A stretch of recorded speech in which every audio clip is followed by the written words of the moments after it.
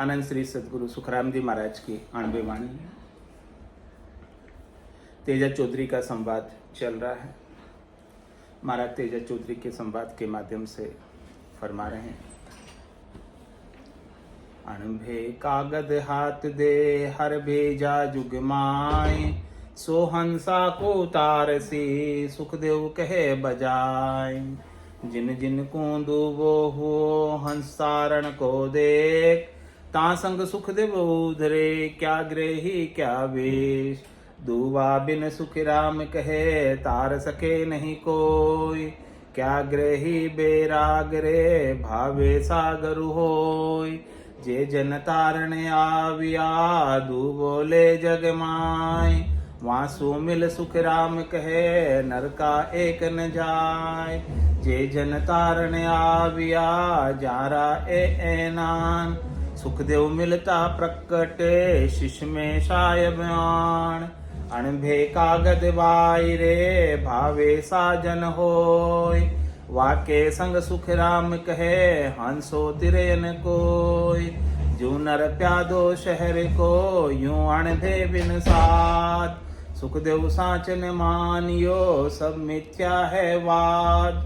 परवाना बिन बायरो प्यादो खेले गात, अणभे बिन सुख राम कहे यूं शिष मिल्या न जात। परवानो ले आविया से जन जुग के माय, सोता की दी देत है सुखदेव बहु विद्याय। साचा सतगुरु संत वे हो उलट चढ़े आकाश, जन सुखदेव अणभे सो वाणी वारा ध्यान त्रिवेणी बास। महाराज फरमाने की जे जन तारने के लिए आए हैं दुआ लेकर, अणबे की परवानगी लेकर, अणबे का ज्ञान लेकर, निज नाम का, सतनाम का, कुदरत कला का, नेंचर का, सत्य स्वरूप का, केवल्य का, आनंद का, कह रहे कि उनसे आप जाकर मिलते हैं, उनके ज्ञान से जुड़ते हैं, उनसे सत्संग चर्चा करते हैं, उनसे ज्ञान चर्चा करते हैं, तो महाराज कह रहे कि आपका नरक समाप्त हो जाता। फिर नरक में जाने की आवश्यकता, बाध्यता, बंधन रह नहीं जाता। ये किसका पराक्रम है? उनसे मिलने का पराक्रम, उनसे जुड़ने का पराक्रम, उनके ज्ञान को श्रवण करने का पराक्रम, उनके ज्ञान को धारण करने का पराक्रम, उनके ज्ञान को समझने का पराक्रम। ये आपकी 84 मैट देते हैं।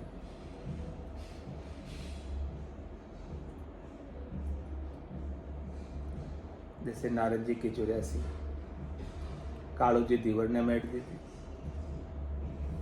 गुरु थे उनके। तो कालू जी दीवर ने कहा कि जाओ आप विष्णु भगवान के पास और उनसे 84 का नक्शा बनाओ, और नक्शा बना के उस नक्शे पर लोटपोट कह देना, देखो 84 भोग के आ गए, ये सारी 84 आपकी ही बनाई हुई है, और मैं पूरी 84 को भोग लिया, उस पर लोटपोट हो लिया। ऐसे गुरु आपको 84 के भार से अपने उपदेश के द्वारा ही मुक्त कर देते, अपने ज्ञान के द्वारा ही मुक्त कर देते, अपनी समझ के द्वारा ही मुक्त कर देते। तो फिर नरक भी आपके लिए भरम हो जाता है, 84 भी आपके लिए भरम हो जाती है, जन्मना भी आपके लिए भरम हो जाता है, मरना भी आपके लिए भरम हो जाता है, क्योंकि आप तो अजन्मे हो, अजोनी हो, निरंजन हो, निराकार हो, अमाप हो, अथाप हो, अगाध हो, अपार हो, अनंत हो। ऐसा आपका सत्य स्वरूप है। ऐसे सत्य स्वरूप की समझ सतगुरु से मिलने पर होती है, और किसी से मिलो, हदगुरु आपको ये समझ कभी करा नहीं सकते, क्योंकि हदगुरु को स्वयं को सत्य स्वरूप की पता ही नहीं, समझ ही नहीं। तो जिसको समझ है वो ही समझा सकता है, जिसको समझ नहीं है वो समझा नहीं सकता। तो महाराज कह रहे हैं कि पहचान कैसे करें कि हमें सदगुरु मिले। परीक्षा क्या है, कसौटी क्या है? करे जे जन तारण आविया जारा ए एनान। एनान यानी निशानी, लक्षण, पहचान। क्या एनान? सुखदेव मिलता प्रगटे शिष्य में साय बयान। उन सतगुरु से शिष्य जब जाकर मिलता है तो महाराज कह रहे कि मिलते ही सायब उनके अंदर प्रकट जाते हैं। सब गट दे रहे साइया, खाली गटने कोई, बलिहारी व गटने जामे प्रगट हो। उस शिष्य का गट भी विशेष हो जाता है, बलिहारी को प्राप्त हो जाता है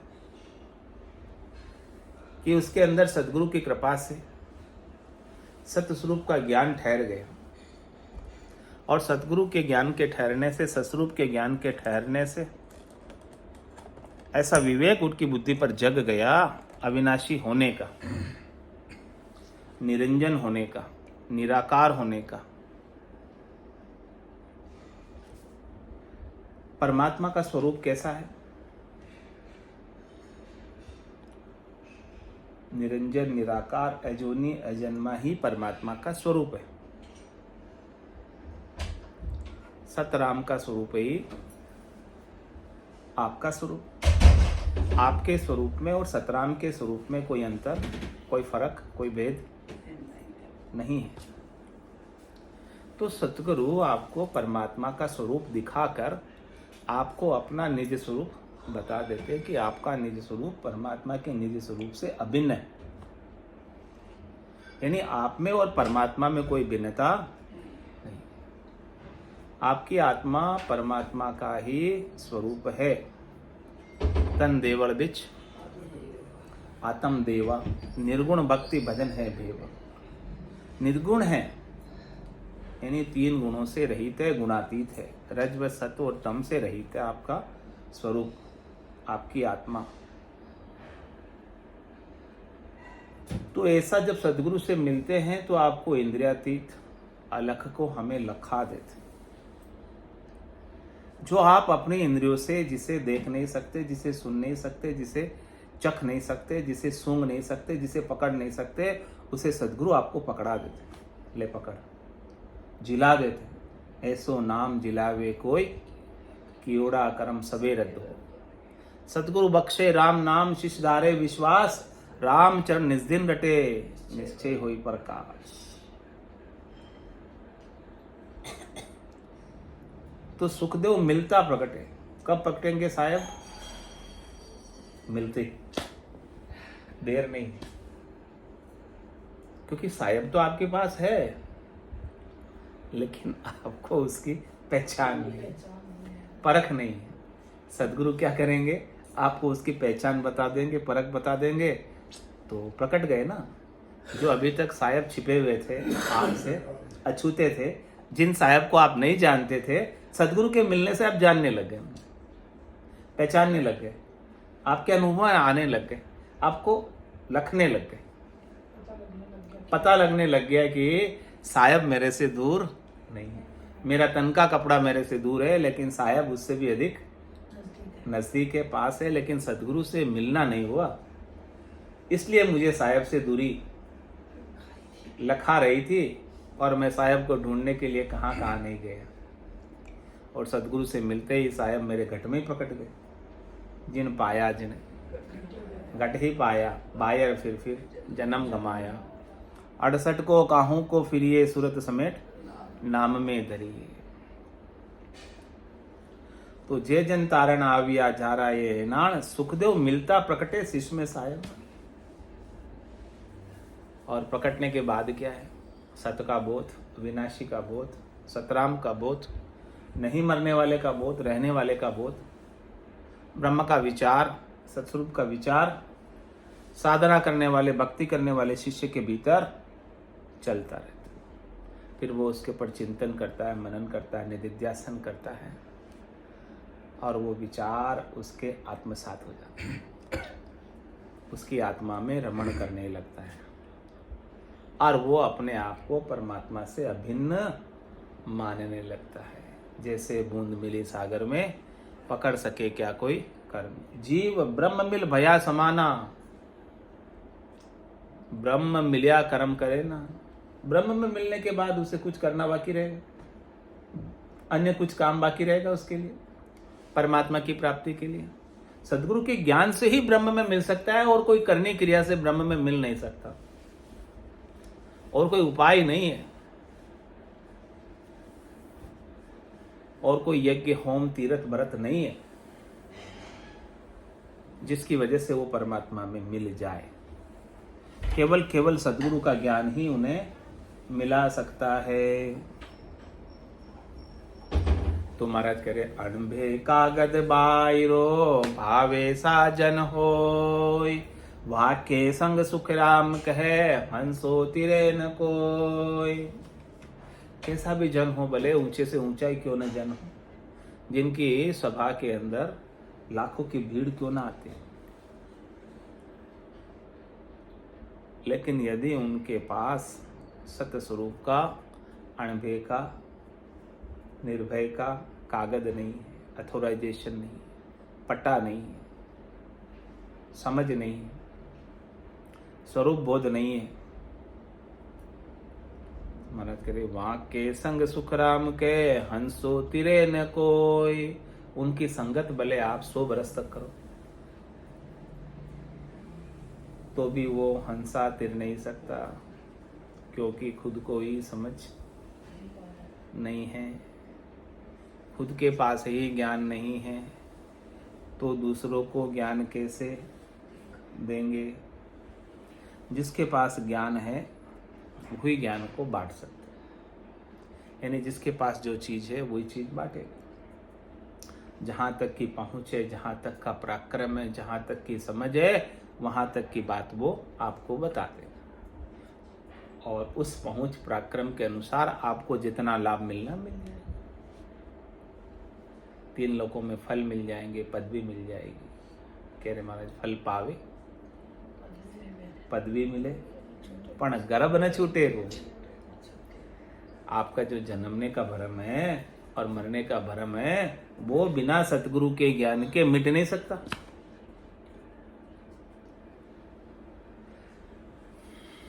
तो जब तक भ्रम नहीं मिटेगा तब तक कर्म नहीं मिटेंगे, और जब तक कर्म नहीं मिटेंगे तब तक सुख दुख नहीं मिटेंगे।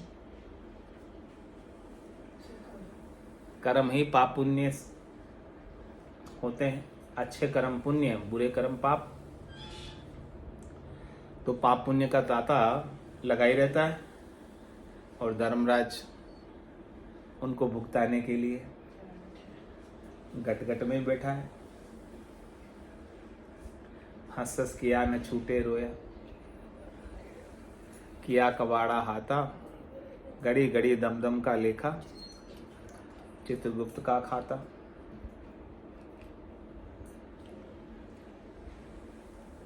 तो कह रहे महाराज, उनके संग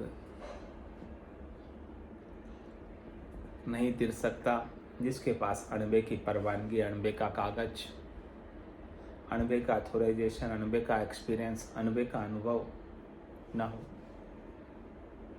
निश्चिंतता, निशोकता, निशंकता, निडरता, निर्भयता ना हो, तो किसी दूसरे को निर्भय नहीं कर सकता।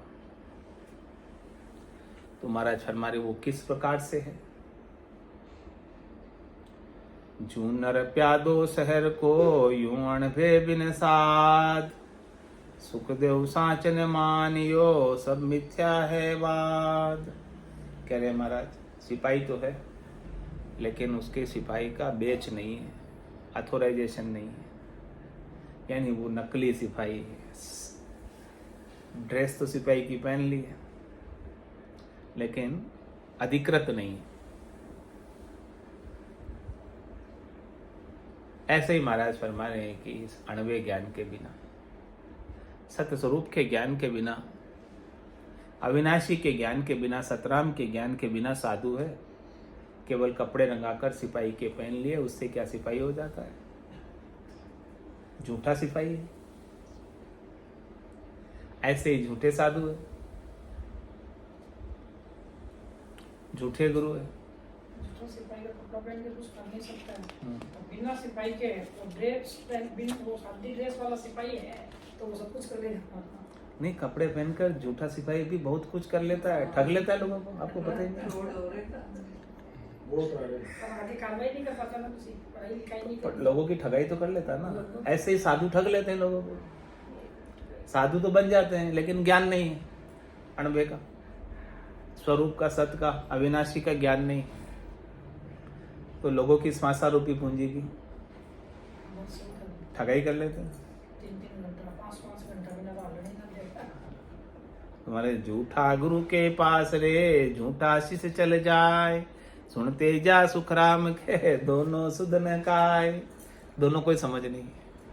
शिष्य को समझ होवे तो जावे नहीं झूठे गुरु के पास, तो शिष्य को भी तो समझ नहीं है, उसको भी झूठे ही गुरु चाहिए, क्योंकि उसको अणिमा चाहिए, महिमा चाहिए, गरिमा चाहिए, लंगिमा चाहिए, प्राप्ति चाहिए, प्राज्ञा चाहिए, इष्टित चाहिए, वचित चाहिए, सब प्रकार की सिद्धियां चाहिए। तो वो तो झूठी चीजों को प्राप्त करने के लिए झूठे गुरु के पास जा रहा है। उसको चाहिए ही वही, झूठे ही चाहिए। तो जो वो मुमुक्ष है ही नहीं, उसको मोक्ष चाहिए ही नहीं। जिसको मोक्ष चाहिए वो तो सदगुरु के पास जाएगा। जिसको संसार की झूठी चीजें चाहिए वो झूठे गुरु के पास जाएगा, असत गुरु के पास जाएगा, हदगुरु के पास जाएगा।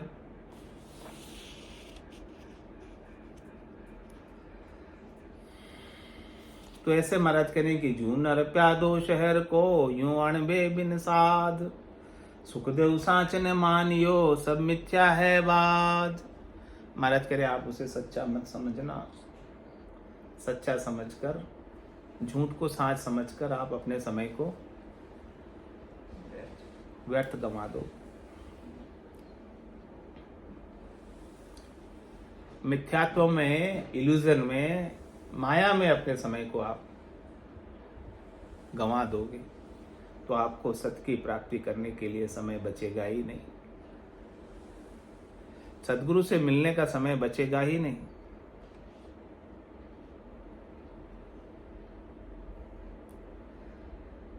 परवाना बिन भाई रो प्यादो खेले गात, अणबे बिन सुख राम कहे यूं शिष मिल्या न जात। कह रहे महाराज ऐसा परवाना नहीं है, तो परवाने के बिना ऐसा निजी ज्ञान नहीं है, अविनाशी का ज्ञान नहीं है। तो वो साधु, वो प्यादा, वो पुलिस वाला पब्लिक के साथ घात करता है, ठगता है उन्हें, पैसे ले लेता है, हेट लेता है, धौंस दिखाकर, डर दिखाकर। ऐसे ही महाराज कह रहे हैं कि अणभे ज्ञान के बिना शिष्य परमात्मा में मिल नहीं सकता, शिष्य परमात्मा बन नहीं सकता, शिष्य सत्स्वरूप को प्राप्त नहीं कर सकता।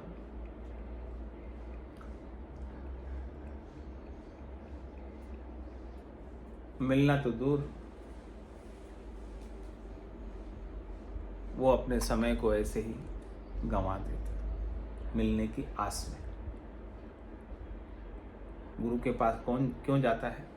क्या आशा लेके जाता है कि हमें मोक्ष मिल जाएगा, हमें मुक्ति मिल जाएगी, हमारे दुख मिट जाएंगे।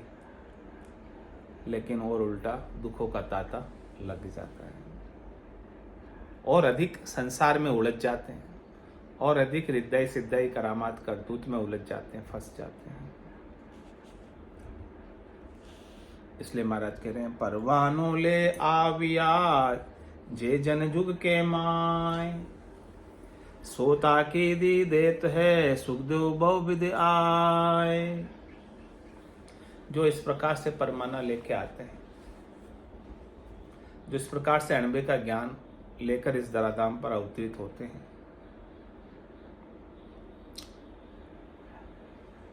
महाराज कह रहे वो ताकीद ही देते हैं, वो आपको प्रत्यक्ष रूप से बताते हैं,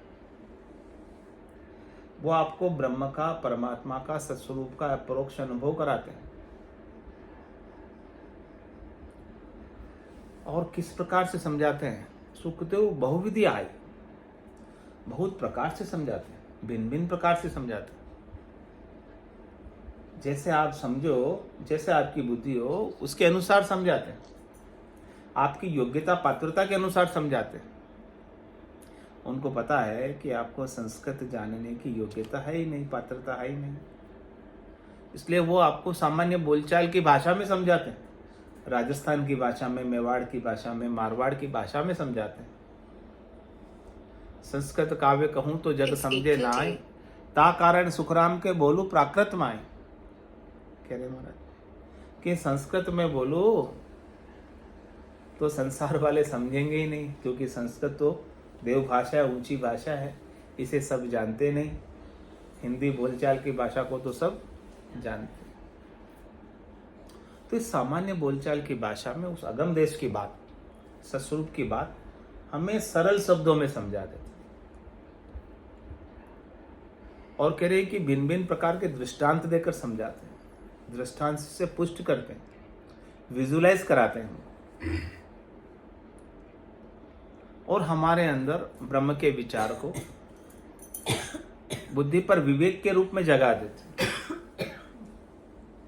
और ये विवेक कहाँ जगता है? बिनु सत्संग विवेक न होई, राम कृपा बिनु सुलभ न सोई। आपके ऊपर राम जी की विशेष कृपा हो तो आपके चरण सब काम को छोड़कर, बिना राम जी की कृपा के सत्संग में आना संभव नहीं है। क्या ताकत है जीव की जो राम नाम ले, पाप देवे थाप की जो मुंडो फेर दे। ऐसे कर्म उदय हो जाते हैं कि हमें आने से रोक दे। ये तो इस टाइम तो नहीं 8 बजे ऐसे काम आड़े आ जाते हैं ना कहीं आते आते को है, सबने खेला गाओ सबसे ज्यादा पुण्य इनका है। और जब तक आओगे नहीं तब तक समझ नहीं आएगा। जब तक ज्ञान सुनोगे नहीं, ज्ञान सुनो गुराजीरा मुख सु तब मेरा मन भी है। सदगुरु ने अपने मुखार बिंद से अणबे का, स्वरूप का, सत्य का ज्ञान बताया, तब मेरा मन डरा। नहीं तो मेरा मन तो फैल रहा था। किसमें? शब्द में, रूप में, रस में, गंध में, स्पर्श में, शरीर के सुखों में, संसार के सुखों में, इंद्रियों के सुखों में, वस्तुओं के सुखों में मेरा मन लग रहा था, उसी में फैल रहा था। लेकिन सदगुरु ने समझाया कि ये सुख एक भी तेरे काम के नहीं है। इन तू कितने ही सुखों को प्राप्त कर ले, फिर भी तू कभी तृप्त होने वाला रीतो रे आयो रीतो ही जासे, भूख को प्यासो नागो रे, अंधन लक्ष्मी छोड़ चले गो साथ न चाले भागो। तृप्त ही जाएगा, चाहे इतने कितने ही सुख संपत्ति धन वैभव इकट्ठे कर लिए। रे मति ही ना मानवी, कुछ तो करो विचार, क्या लायो क्या ले जाओ सी, निस्दिन धंधो मार। निस्दिन धंधो मार, भूल करता ने बैठो, माया तनी उपाय स्वाद स्वार्थ में सेठो। बल सहस्त्र लाख कोड़िया करो, रति न चाले लार। रे मति ही ना मानवी, कुछ तो करो विचार। ये बात सदगुरु के अलावा कौन समझाएंगे? कौन आपको परम विश्राम में पहुंचाएंगे? फिर ऐड में समझ में आती है। कल एक व्हाट्सएप पे था दामोदर जी झुंझुनू वाला, खूब पैसे वाला, इतना पैसा कमाया, लास्ट में रो रहा है कि मैं आज अकेला हूँ, न मेरे पास धन है, न मेरे पास परिवार है, न कुछ है, मैं आज अकेला हूँ। मैंने इतना इकट्ठा किया, इतनी संपत्ति इकट्ठी की है, पर मैं आज अकेला दुखी हो रहा हूँ। बहुत कुटुंबी जाए अकेलो, ये कोई संग नहीं चाले, सब स्वार्थ की देख सगाई, दिन बीता दुख पाले। बहुत कुटुंबी है, अंत में तो अकेला ही जाना है। पैसे ऐसे खूब कुटुंबी खूब इकट्ठा हो जाता है, पैसा भी खूब इकट्ठा हो गया, लेकिन जब प्रॉब्लम हो रही है उस समय वो इतना रो रहा है कि मैंने इतना कमाया, मेरे आज एक भी मेरे काम नहीं आ रहा है, कुछ भी साथ नहीं है। वही तो ये आदत हो रखी है। मुश्किल के वक्त में, अब की वक्त में कोई काम आता नहीं, उस समय ज्ञान ही काम आता है सदगुरु का, और राम जी की कृपा ही काम आती है। जब ज्ञान हो जाए तो दुख उसके लिए दुख रहता ही नहीं है। सुख दुख दोनों अज्ञानी के, ज्ञानी माने नाही। राम चरण गिरी सिंधु जल जूंदी से दर्पण माए। जिसके लिए ज्ञान हो गया ब्रह्म का, स्वरूप का, सत्य का, उसके लिए सुख और दुख दोनों भ्रम हो गए। न उसके लिए सुख सुख रहा और न उसके लिए दुख दुख रहा। अज्ञानता में ही सुख दुख भासता है, ज्ञान में न सुख है और न दुख है। सुख दुख का आभास आपका मन करता है, अच्छे बुरे की प्रतीति आपकी बुद्धि करती है, लेकिन आपका स्वरूप मन और बुद्धि से परे है। आपका मन जब आपके स्वरूप से हटकर संसार में जाता है तो सुख दुख भासने लगता है। आपका चित्त जब वृत्तियां चित्त की जब संसार में जाती है तो संसाराकार हो जाती है, दुखाकार हो जाती है, सुखाकार हो जाती है। जब आपका सद्गुरु की कृपा से आपका मन आपके स्वरूप में लीन हो जाता है, आपका चित्त आपके स्वरूप में लीन हो जाता है, आपकी बुद्धि में स्थिरता आ जाती है, आपकी प्रज्ञा स्थित प्रज्ञा हो जाती है सद्गुरु की कृपा से, तब परम विश्राम, परम शांति, परम आनंद की अनुभूति हो, जो निरपेक्ष है, जिसमें किसी की अपेक्षा नहीं है। उस आनंद के लिए कोई चाहिए ही नहीं। वो आनंद स्वतंत्र आनंद है, निजी आनंद है, परम आनंद है, जिसमें और किसी की अपेक्षा हो। किसी से आप अपेक्षा करते हो कि कोई आपको सुखी कर दे और समझो कि उसने सुखी नहीं किया तो क्या हाथ लगेगा? तो आपको अपना आनंद निरपेक्ष चाहिए, स्वतंत्र चाहिए। निरपेक्ष आनंद, स्वतंत्र आनंद ही निर्बाध आनंद है, अविरल आनंद है, अनंत आनंद है, अपार आनंद है, अखूट अखंड आनंद है।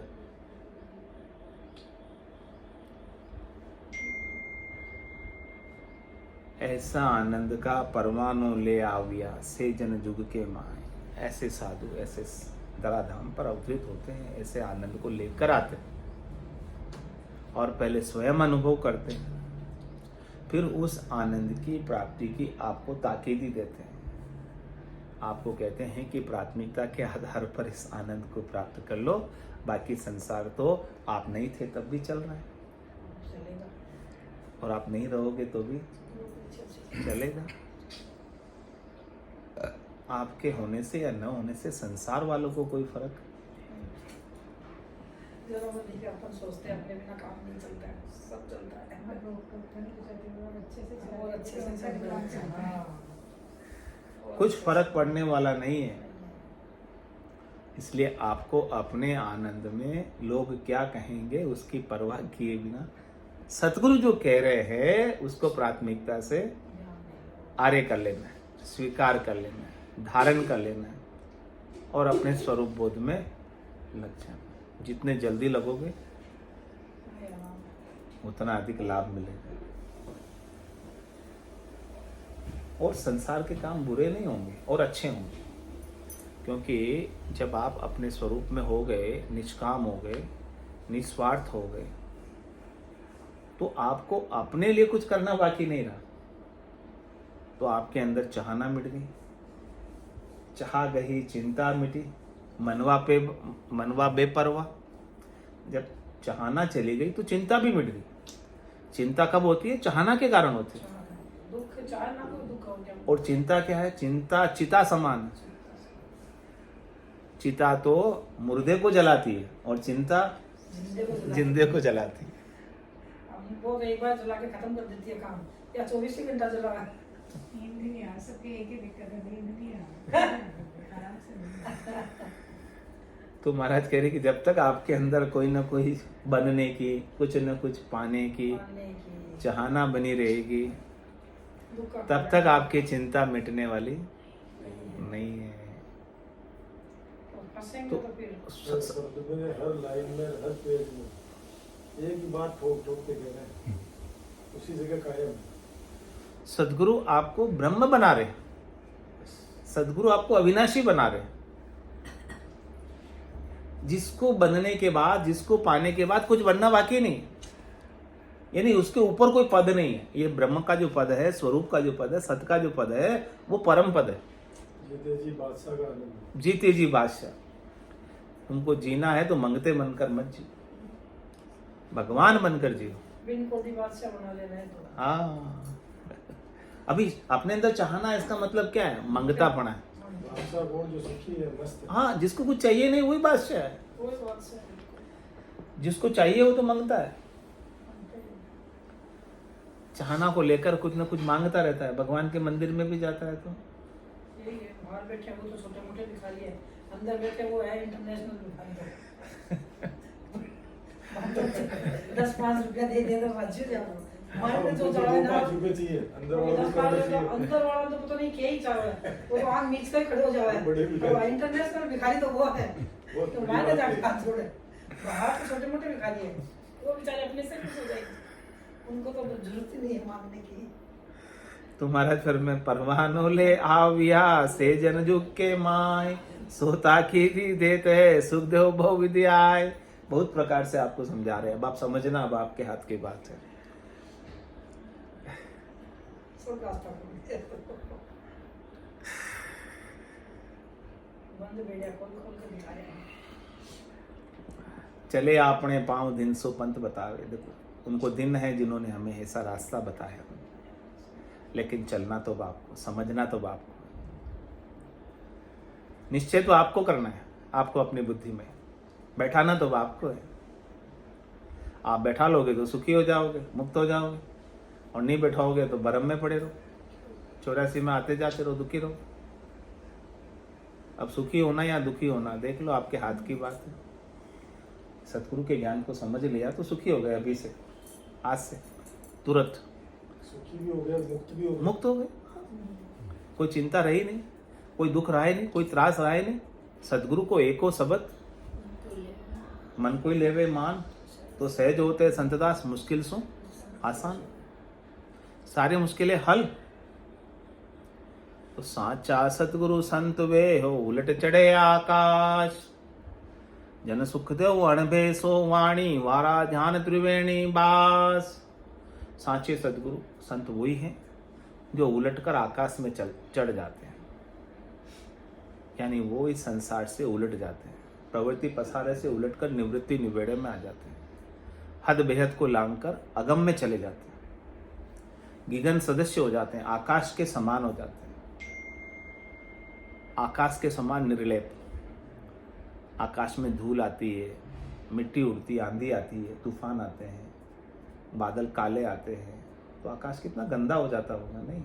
फिर इसको साफ करना पड़ता है, फिर आकाश को धूल से, आंधी से। आकाश और धरती दोनों, धरती पे कितना कचरा आता है, आंधी आती है, उसकी सफाई तो करनी पड़ी ना। फिर आकाश की सब बादल आंधी आ गई तो फिर इतना गंदा हो गया आकाश। तो महाराज कह रहे हैं कि ऐसे ही आप आकाश के समान निर्लेप हो जाओ, जिसको कुछ फर्क पड़ता ही नहीं, जो कभी गंदा, कितनी आंधी आ जाओ, कितने तूफान आ जाओ, कितने बादल आ जाओ, आएंगे चले जाएंगे। आप साक्षी हो गए, दृष्टा हो गए, आकाश की तरह आकाशवत हो गए। उलट चढ़े आकाश का क्या मतलब? आकाश के समान हो गए, गगन सदृश्यम व्योमातीतम त्रिगुण रहितम। ऐसे लक्षण ज्ञानी के, सतगुरु के। साचा सतगुरु संत वे उलट चढ़े आकाश, जन सुख देव अणबे सो वाणी वारा ध्यान त्रिवेणी वास।